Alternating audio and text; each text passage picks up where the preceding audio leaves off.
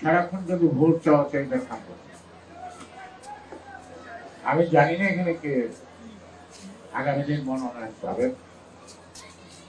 যারা প্রত্যাশা করেন তারা কজন উপস্থিত কজন অনুপস্থিত তা আমার জানা নেই।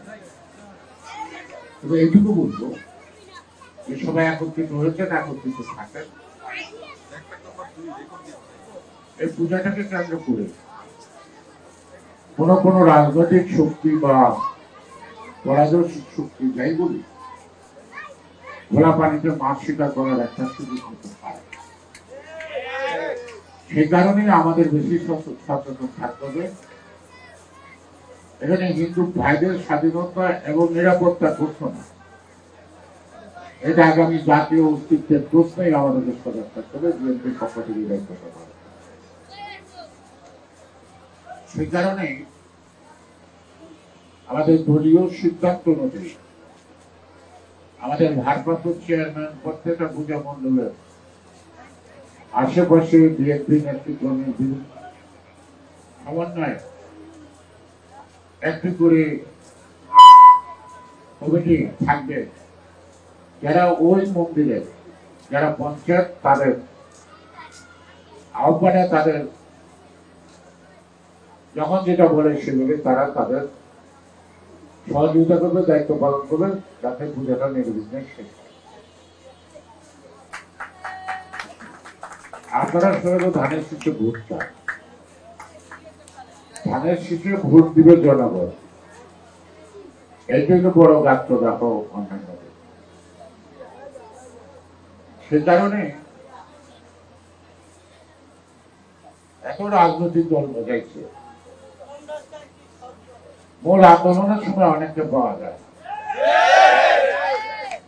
সকাল থেকে সন্ধ্যা পর্যন্ত দলীয় বেশি বসাতে কষ্ট। এই বড় বড় বায়োডাটা নিয়ে আসে, তখন কার সাথে সেলফি দিচ্ছে, কোন নেতার সাথে চা খাইছে নাকি করছে, গল্প করছে, এরকম ডকুমেন্ট মানে তারা সারা জীবন আন্দোলন করছে, অথচ আমার নিজে ছুটি করে। সে কারণে মানুষ মাত্র একটু সুযোগ সন্ধানী, কারোটা দৃষ্টপুর, আবার কারো সুযোগ দিতে চাইলেও মনে কিছু করে না। এই কারণে আচ্ছা ঠিক আছে, সেগুলো কষ্ট করছে, সেটা আমার কাছে আসবে, তাই না? আপনাদেরকে মনে রাখতে হবে একই দলে একজনই প্রার্থী হয়, একটি প্রার্থী যতজনই থাকেন না শেষ পর্যন্ত প্রার্থী একজনই নির্বাচিত করবেন দল।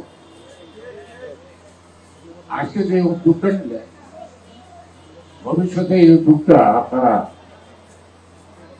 অব্যাহত রাখবেন, অর্থাৎ সকল প্রার্থীরা সব অঞ্চলে ধানের শীষের ভোট চাইবে। আগে ধানের শীষের ভোটটা যদি নিশ্চিত হয়, তারপরে যিনি প্রার্থী হন না কেন তাকে জয়লাভের কোনো সমস্যা হবে না। আর আলাদা আলাদা যদি আপনারা ভোট চান, জনগণ বিভক্ত হবেন, কর্মীরা বিভক্ত হবে। মনোনয়ন পাওয়ার পর বিভক্ত কর্মীদেরকে একসঙ্গে করা খুব কষ্ট, ঠিক না? আবার কেউ কেউ কোনো অন্য প্রার্থীর পক্ষে পরোক্ষভাবে ইন্ধন দিয়ে কাউকে পরাজিত করার চেষ্টা করবে। আগামী নির্বাচনটা শুধু যারা সব বলে কম গতি যেতে হবে, তো আজকে তিনি কেমন ভালো করছেন,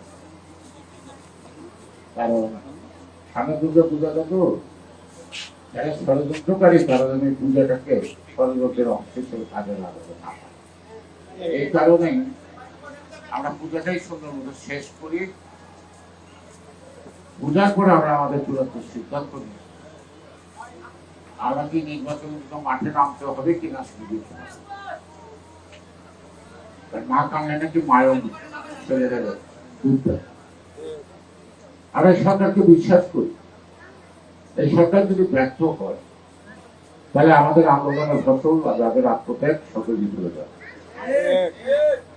কিন্তু এই যে আমাদেরকে একটা নিঃশর্ত সমর্থন, সেটা সরকার কতটুকু। আমরা চুপ থেকে কথা বলে না, এটা কি দুর্বলতা? এটা সরকারকে নির্ধারণ করে।